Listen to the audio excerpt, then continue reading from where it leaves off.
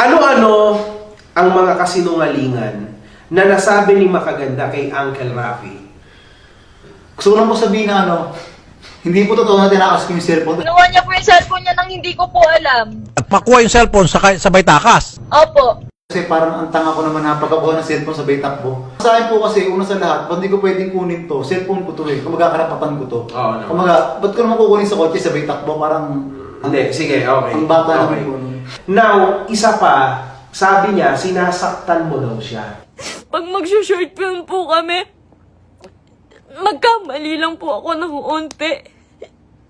Nangina naman mahal, galingan mo naman. Pagkapahulog ko po sa hagdan, hindi po yun totoo. Ang sakit po ng katawan ko nun pagtapos. Ginawa ko yun sa kanya nung nagpakahulog ako sa hagdan.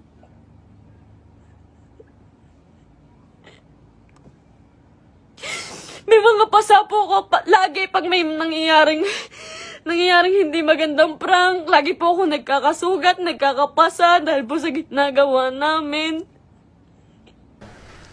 Paano yun?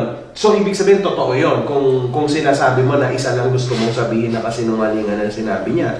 Okay. Paano yun? Sa 100% po, kahit to 1% hindi po ako nananakit. Si Idang po, sinasaktan niya po yung sarili niya. Oh. Mahal na mahal ko yun. Ang dami kong ginawa para sa kanya. Alam po yan ang mga totoong kaibigan namin. Alam po nila kung gaano ako nagsasakripisyo araw-araw. Alam din... Paano ibig mo sabihin nun? Man, sorry talaga. Sorry. Yun lang, last po na nag-away kami, ayaw na lang po ipakita yung konbo namin ng nanay ko. Sinaksak niya po ng parang istrong maliit yung ganto niya ng 2 beses. Oh. And then yung parang nakakalma na siya, tapos nag-away ulit kami. Meron po doon tinidor, kinuha niya, gano'n niya po sa niya, tapos kinuha ko.